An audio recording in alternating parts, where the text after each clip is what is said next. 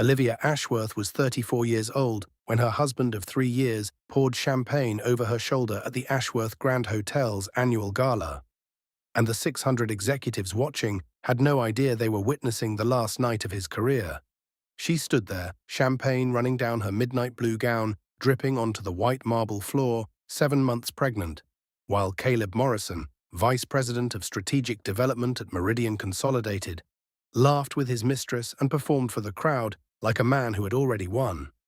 In 2 years at Meridian Consolidated, Caleb had secured a VP title, and $180,000 salary, a $22,000 annual performance bonus, and a company Range Rover he treated like a birthright.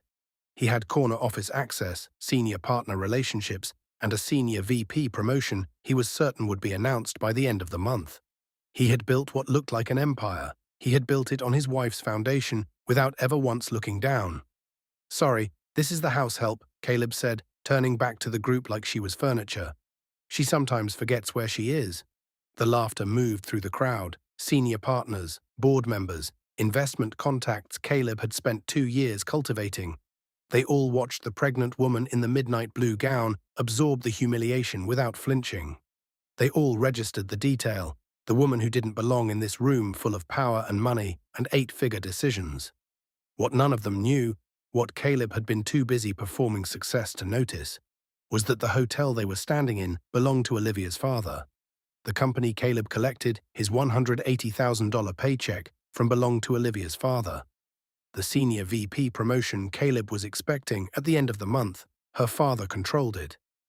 And the audit that had been running for 18 months, quietly, forensically, without a single leak, Olivia had started it herself. She had known everything for 18 months. She had said nothing, because she wasn't waiting to heal.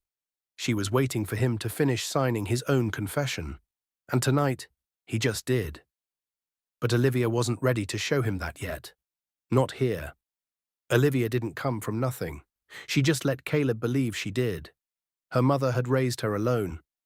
The divorce happened when Olivia was 9. Her father disappeared into a world of boardrooms and private equity and buildings with his name on the deed, and Olivia grew up without any of it. No money, no access, no calls on birthdays.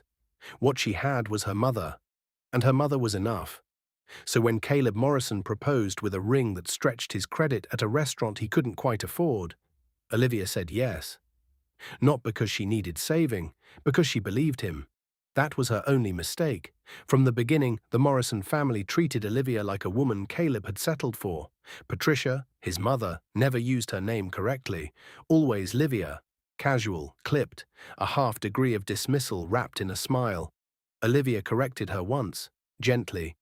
"Oh, you know what I mean, sweetheart." She never corrected it again. At the first Morrison Christmas, the family photo was taken by the fireplace. Patricia arranged everyone. Caleb, his sister Renee, the aunts, the cousins. Then she looked at Olivia last. "Oh, Olivia, you can take the picture. You're so good at that." Olivia took the picture. She handed back the phone. She went to the kitchen. She refilled the bread basket because no one else had noticed it was empty. Caleb said nothing. Not then, not after, not ever. The Morrison family had a system. Caleb performed. Patricia approved. Renee echoed. And Olivia existed in the background. The quiet thing that made their lives run smoothly so they could be loud in the parts that mattered. They didn't think of it as cruelty. They thought of it as order. When Olivia got pregnant, she told Caleb on a Tuesday. She had made dinner, set the table properly. She handed him the test. He looked at it. "Is this planned?" Not the question of a man who was afraid, the question of a man doing a calculation. "Yes." "We talked about this." He put the test down. He picked up his fork. He ate. No hand reaching across the table. No tears. No embrace. He ate. Olivia sat across from him, 7 weeks pregnant, and understood something she had been refusing to understand for 2 years. She picked up her fork. She said nothing, but her phone was already in her pocket. And the message she had sent 1 week earlier to a number she hadn't used in years had already been answered. "Whenever you're ready," her father had written. She was almost ready. Patricia visited the apartment once after the pregnancy announcement. Unannounced, she walked through every room. She commented that the nursery colors were a bit dark, don't you think? She rearranged items on the shelf without asking. She left within 40 minutes. She kissed Caleb on the cheek on her way out.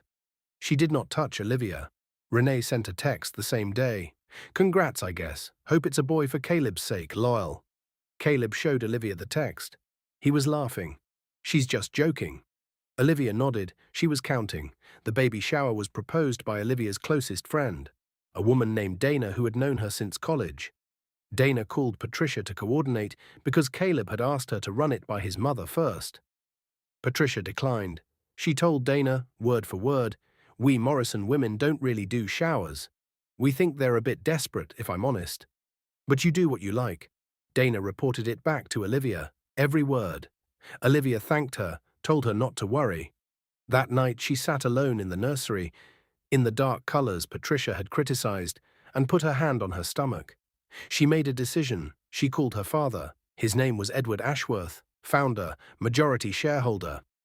11 portfolio companies across 4 countries. One of those companies was Meridian Consolidated, where Caleb Morrison was vice president of strategic development. Caleb had been working in his father-in-law's company for 2 years. He didn't know it. He had been performing success inside a building that belonged to Olivia's blood, attending meetings in rooms her father owned, celebrating deals her father approved, chasing a promotion her father controlled. And Olivia had said nothing, not to protect Caleb, to watch him. 18 months ago, when Edward found her, he asked one question. "Do you want to know who he really is when he thinks no one important is watching?" She said yes. So Edward watched, his people watched, expense reports, internal emails, client proposals, performance reviews, every decision Caleb made when he believed his position was secure. The audit had been running for 18 months. Olivia was the reason it started. The Meridian Gala was an annual event. Black tie, the entire executive tier, the board, major clients, strategic partners. It was held at the Ashworth Grand, a hotel Edward owned, though his name wasn't on the signage that evening. Caleb told Olivia 3 weeks in advance. "You don't need to come. It's a work thing. You'll be uncomfortable. You're 7 months pregnant, Liv. Just rest." She looked at him. "I'd like to come." A pause, a calculation behind his eyes.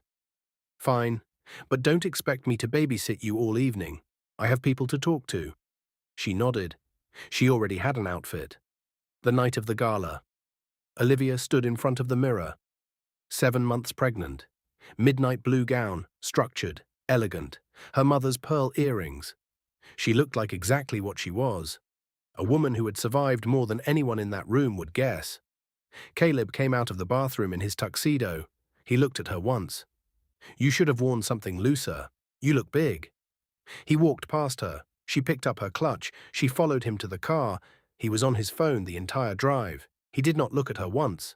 They arrived together. They did not stay together. Caleb saw someone from the board the moment they walked in. He moved toward them without a word. Olivia found a seat near a pillar, away from the center. She waited. A waiter brought her water. She thanked him by name. She read his badge. Marcus.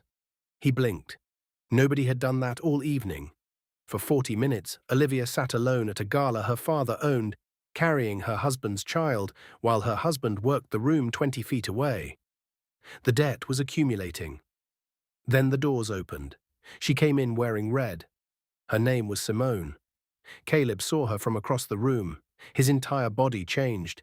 He crossed to her in 15 seconds. He touched the small of her back. He leaned in. She laughed. He did not look around to see if his wife was watching.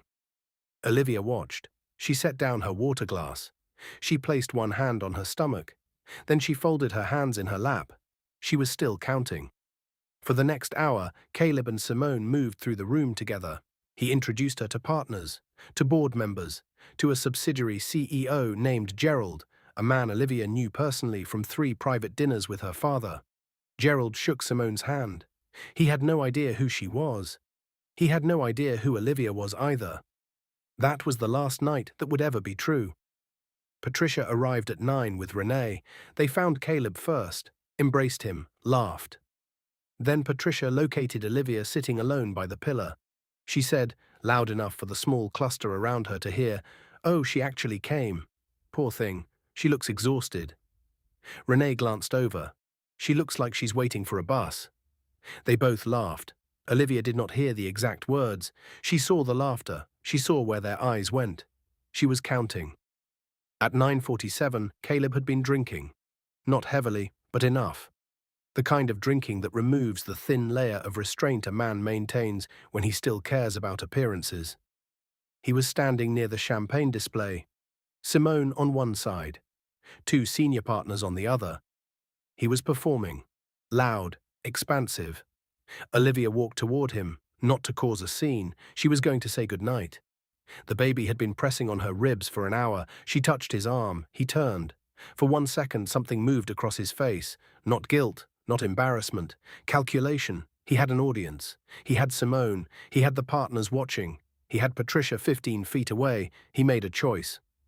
"What are you doing here?" His voice was not quiet. "I came to say goodnight. I'm going to call a car." "You shouldn't have come in the first place." He turned back to the group. "Sorry, this is the house help. She sometimes forgets where she is." The words hit the room like a fist. The group went still. Simone's mouth curved. One partner looked at the floor. Olivia stood there, 7 months pregnant, midnight blue gown, pearl earrings, and did not move. Caleb picked up his glass. "You should go. You're making it awkward." He poured, slowly, deliberately, cold champagne over her shoulder, over her gown, running down her arm, dripping onto the marble floor. The room didn't erupt. It went silent. The specific silence of 200 people who have just witnessed something irredeemable and are deciding whether to pretend they didn't. Someone near the back whispered, "Oh my God." A phone came out, then another, then 6 more. Caleb turned back to the group like he had just made a joke. Simone laughed, one sharp, bright sound. Patricia said nothing. She looked at her drink. Olivia stood in the champagne. She did not wipe her arm. She did not look at the crowd. She looked at Caleb. 3 full seconds. Then she smiled. Not big. Small. The kind of smile that says you just signed your name to something you don't understand yet. She turned. She walked to the exit. Her heels were silent on the marble. Marcus stepped forward as she passed. "Mom." "Thank you, Marcus." She touched his arm. "Keep it." She walked to the elevator. The doors opened. She stepped in. The doors closed. She pulled out her phone. 1 call, 2 rings. "Dad." "I saw," Edward said. Silence. "I'm ready."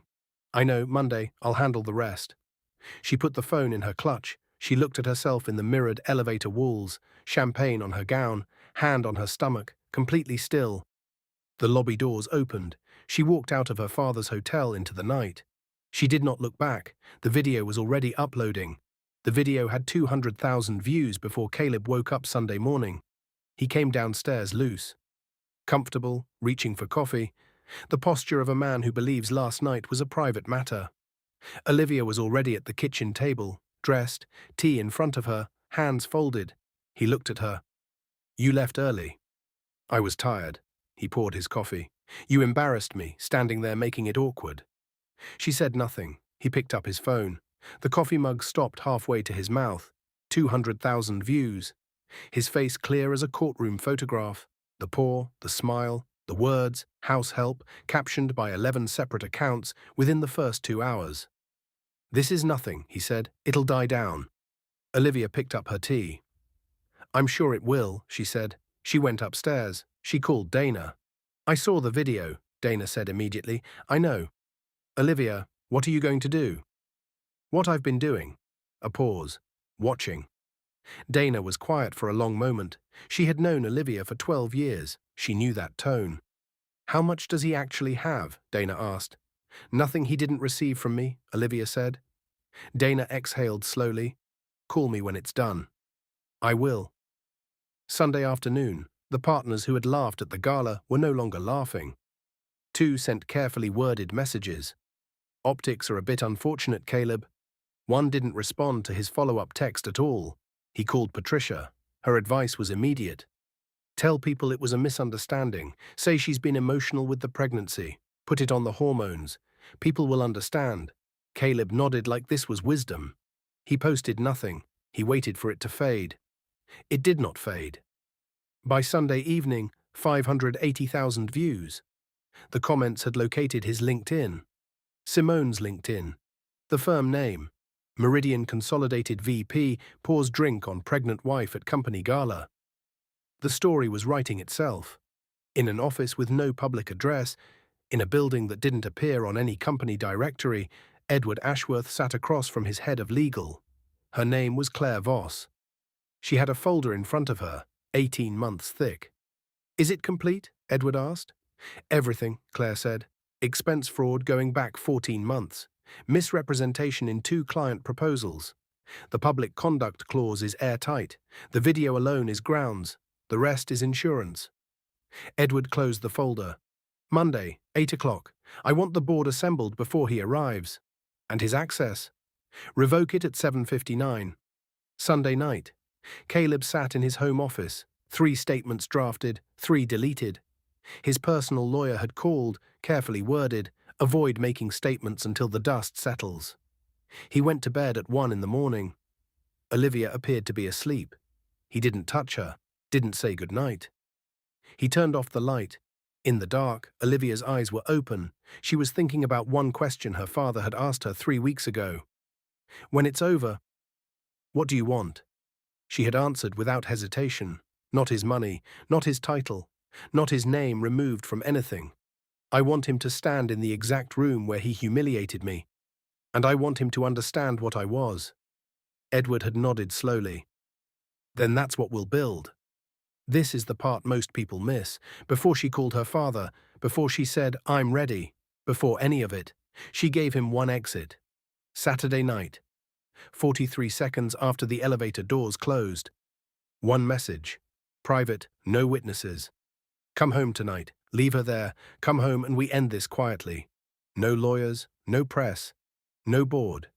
Just come home." She put the phone face down in her lap. She watched the streetlights move past the window. His reply came 41 minutes later. "You need to grow up. This is embarrassing. You want me to leave a room full of people because you can't handle watching me work? Get a grip, Olivia. I'll be home when I'm home." She screenshotted it. She saved it to the folder. He didn't see the door for what it was. He looked at her mercy and saw weakness. He looked at her exit and saw fragility. That was his final entry in the ledger. Sunday, 2 p.m. Caleb texted from his office downstairs. "My lawyer says you should sign the separation agreement this week. Let's be adults. I'll make sure you're taken care of." Taken care of. Like she was a recurring expense, he was looking to simplify. She did not respond. 20 minutes later, she heard Patricia's voice through the ceiling. Warm, conspiratorial, pleased. Then Caleb's laugh, the laugh of a man who believes the hard part is behind him. Then a knock on her door. Caleb opened it without waiting. "My mum thinks you should go stay with Dana for a while. Give us space. I'll cover the expenses." Olivia looked at him from the chair by the window. "Obviously," she said. He took it as agreement. He left. 15 minutes later, Patricia called. Olivia answered. "Livia, sweetheart." Patricia's voice carried the warmth of a woman who believed she had already won. "Caleb is under so much pressure with the promotion coming up. Men act out when they're stressed. If you just give him room to breathe, this will all settle." "What promotion?" Olivia asked. "The senior VP role. They're announcing it end of the month. He's been working toward it for 2 years. Olivia was quiet. "I see," she said. "So you understand? Good girl. Pack a few things. Renee can come help." "That won't be necessary," Olivia said. She ended the call. She held the phone in both hands. Senior VP.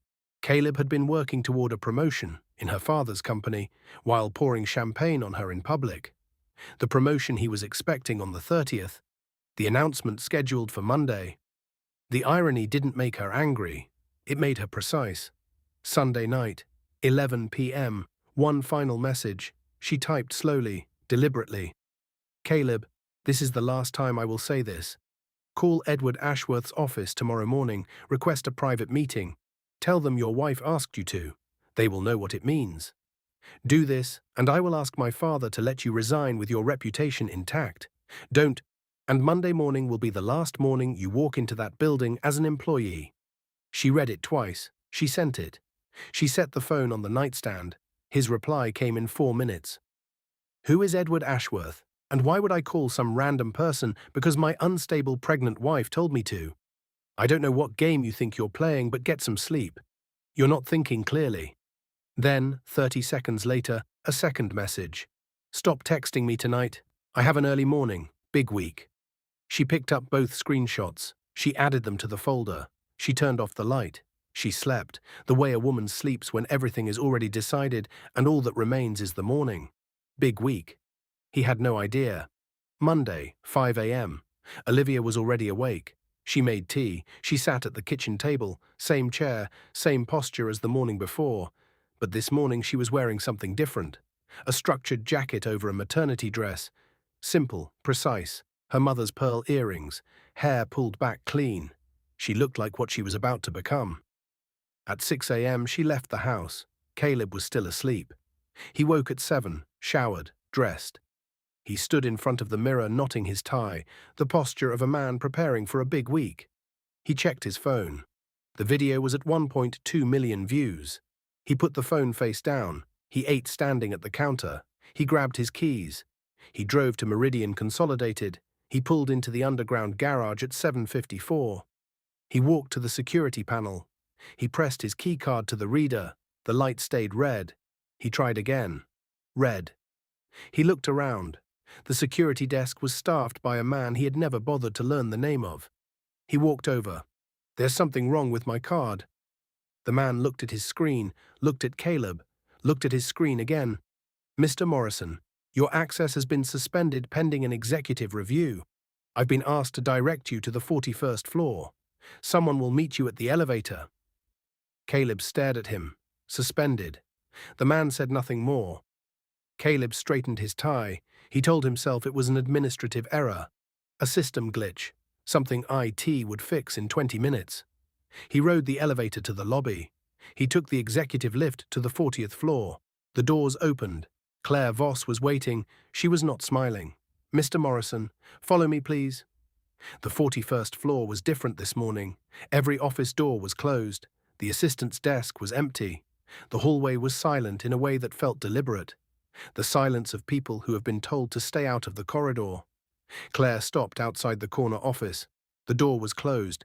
She knocked twice, opened it, stepped aside. Caleb walked in.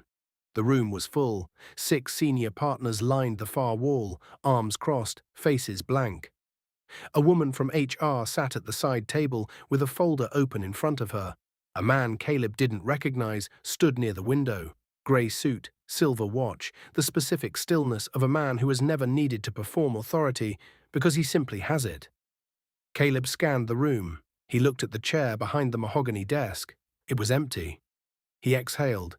He moved toward one of the chairs opposite the desk.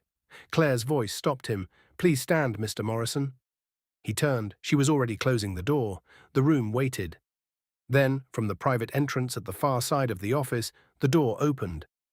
The man who walked in was in his mid-60s. Tall, the kind of build that suggested a life of discipline, not decoration. His suit was charcoal. His presence was the kind that rearranges a room without announcing itself. He walked to the head of the desk. He did not sit immediately. He looked at Caleb. Caleb looked back. The man's face meant nothing to him. Then Gregory Hahn, senior partner, the man Caleb had considered his most important ally in this firm, stepped forward. His voice was formal, deliberate. Mr. Morrison, I'd like to introduce the founder and majority shareholder of Ashworth Capital Group, the principal owner of Meridian Consolidated and every subsidiary operating under its structure. A pause. Mr. Edward Ashworth. Caleb's face did not move, but something behind his eyes flickered. The name. The name Olivia had texted him. The name he had dismissed at 11 p.m. on Sunday night while telling his pregnant wife she wasn't thinking clearly. Edward sat down. He opened the folder in front of him. He did not look at Caleb again. He said one word. Come in.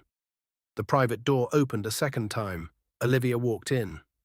Midnight blue was gone. Today she wore ivory, structured, clean, deliberate, 7 months pregnant and moving like the room belonged to her, because it did. She did not look at Caleb. She walked to the head of the table. Her father stood. He pulled out the chair. She sat. The nameplate in front of her read, O. Ashworth Morrison, principal stakeholder.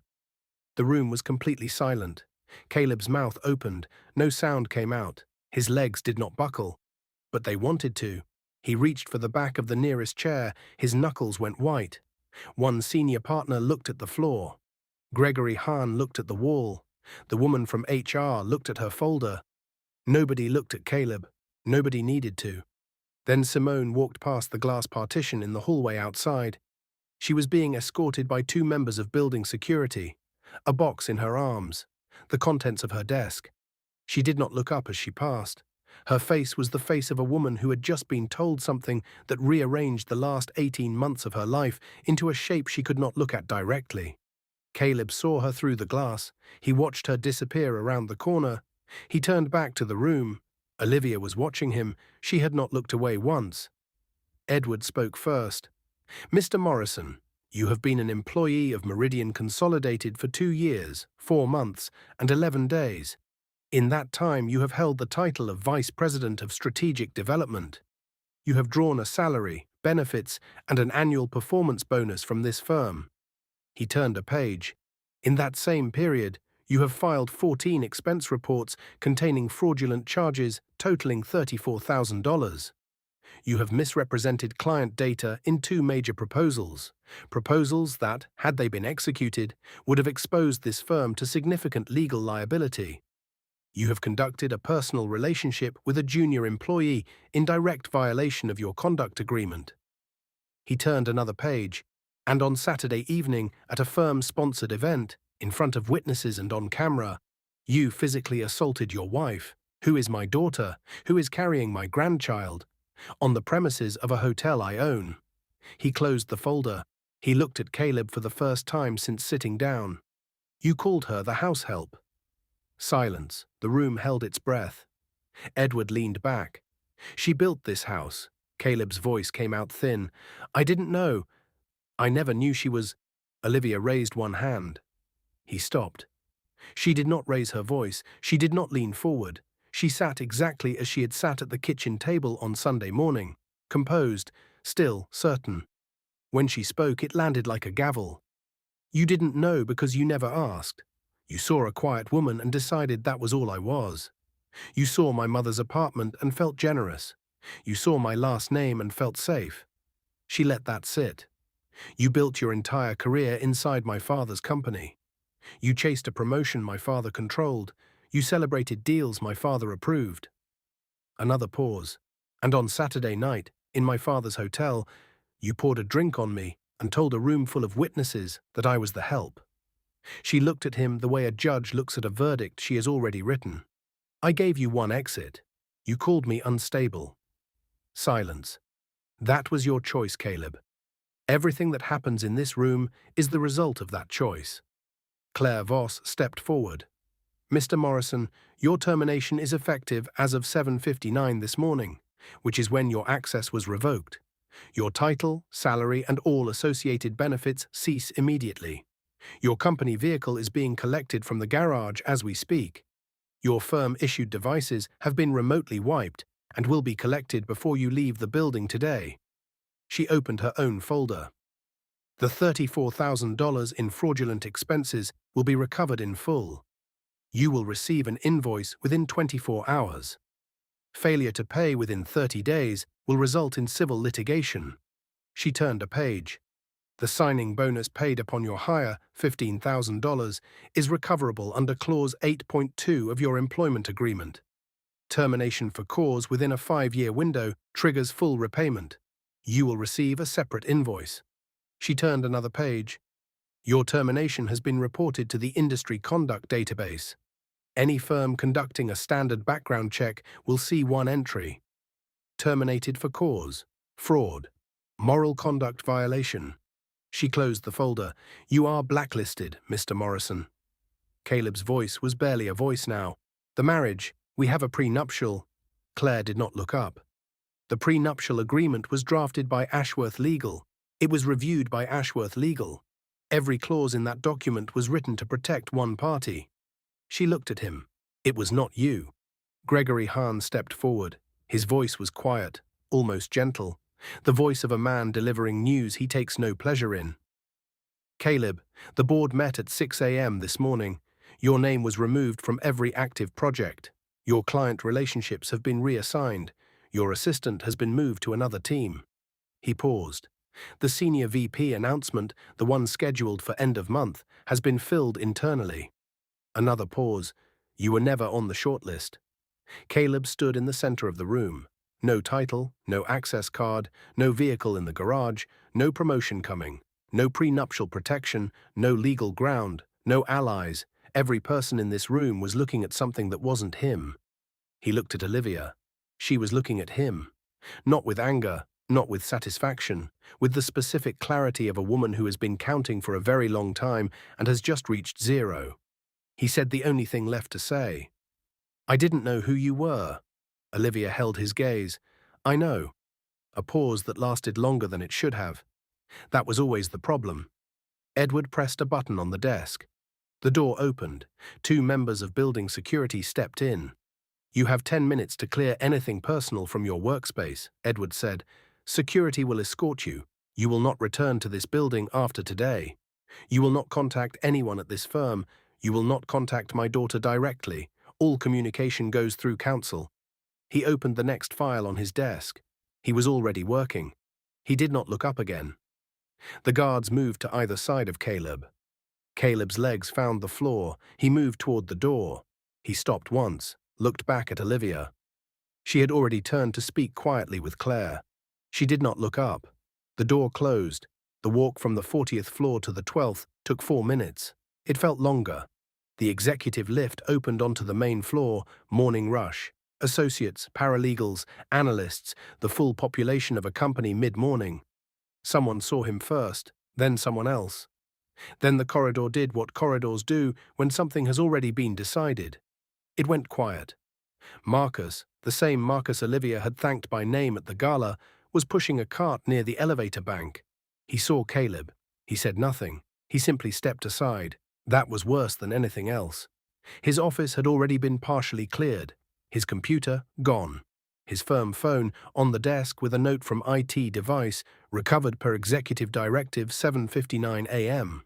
His nameplate was face down on the shelf. He had 10 minutes. He picked up a framed photo. He put it in the box. He picked up a second frame, his law school diploma. He stopped. He set it back down. He left it there, face up, on the desk of an office that was no longer his. The guard checked his watch. Mr. Morrison, time. The lobby was worse. 60 people in the morning flow, everyone moving, coffee in hand, laptops under arm. Then, the stillness that spreads when something has already been decided. The receptionist, a young woman Caleb had spoken to dismissively on his first day and never corrected himself, watched him walk through. She did not say goodbye. She did not look away either. She just watched. The revolving door pushed him out into the cold. His car was gone. The space where his company Range Rover had been parked every morning for 2 years was empty. A small orange cone sat where the vehicle had been. Nothing else. He stood in the garage, box in his arms, no keys, no card, no car. He called a rideshare. He waited 11 minutes in the underground garage of a building that belonged to his wife's family. Now let's be precise about what Monday cost Caleb Morrison, because this is where most people stop counting too early. The job was the smallest loss. His salary, $180,000 per year, gone. His performance bonus, $22,000 last cycle, gone. His expense account, $8,000 monthly ceiling, gone. His company vehicle, a Range Rover Sport, $94,000, collected before he left the building. The invoices arriving within 24 hours. $34,000 in fraudulent expenses. $15,000 signing bonus repayment.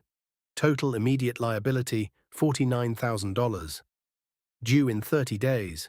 His personal accounts, reviewed by Ashworth Legal as part of the prenuptial asset audit, showed $31,000 in savings, which meant he was already $18,000 short before the month ended. The blacklist entry in the industry database meant no firm in this sector would touch him for a minimum of 3 years. His LinkedIn, which had listed Meridian Consolidated prominently for 2 years, was now the first search result when his name appeared next to the word fired. The video was the second result. The Reddit thread discussing both was the third. His personal lawyer called at noon. The call lasted 7 minutes. The last thing the lawyer said was, "Caleb, I have to be honest with you. There's very little to work with here." Patricia called at 1 p.m. Her voice was not warm this time.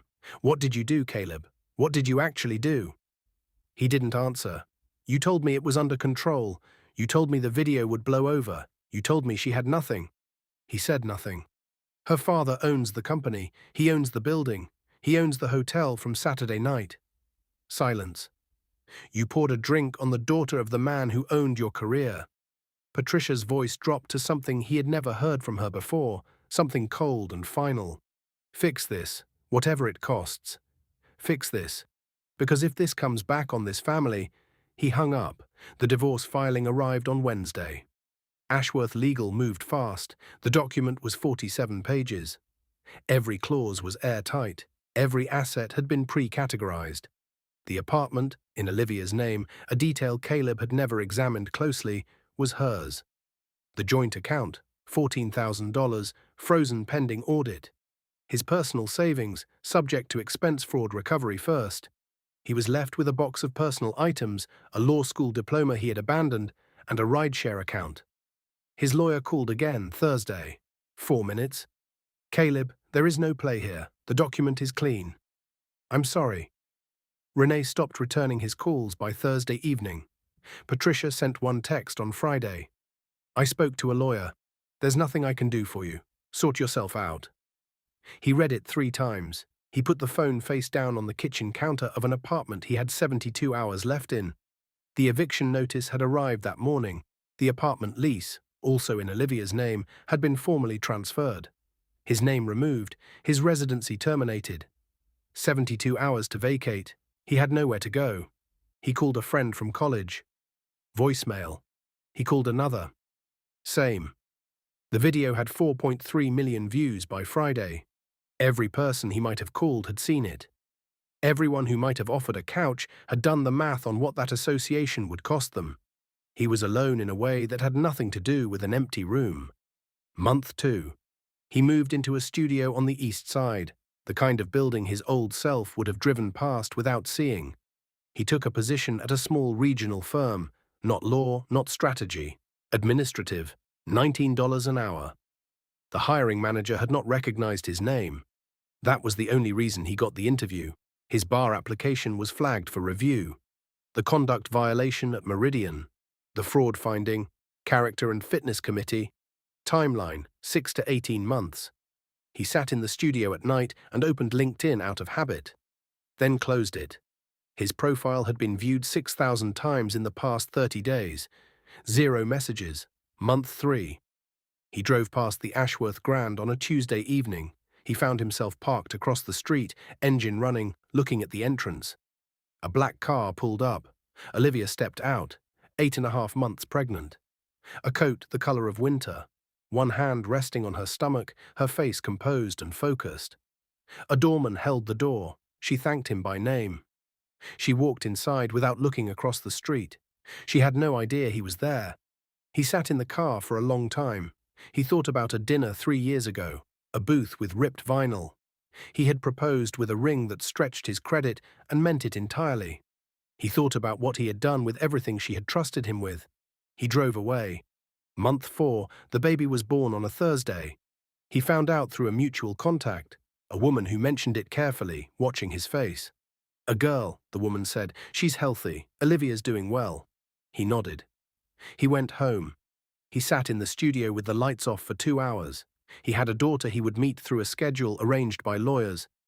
A daughter who would grow up in a world her grandfather built. A daughter who would one day be told the story of the night her father poured a drink on her mother in a room full of witnesses and called her the help. He had a daughter, and he had made sure she would never see him the way a daughter should see her father. He understood now what Olivia had meant, not the money, not the title, not the building.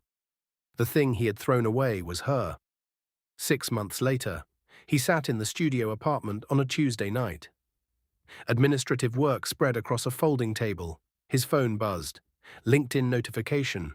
Olivia Ashworth Morrison viewed your profile. He stared at it. She wasn't checking on him. She was making sure he was still there, still in the studio, still filing administrative work at $19 an hour, still the man who had looked at everything she was and seen nothing worth keeping. He set the phone face down. He looked at the wall. Some men build a prison and call it ambition. They furnish it with other people's sacrifice.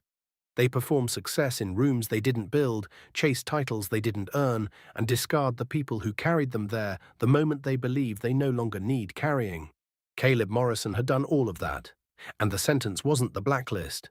It wasn't the eviction or the invoices or the empty garage space. The sentence was the mirror. Every morning, every night. The reflection of a man who had been handed something rare, a woman who saw him clearly, loved him anyway, and asked for nothing but to be seen in return. And he had poured a drink on her in front of the world.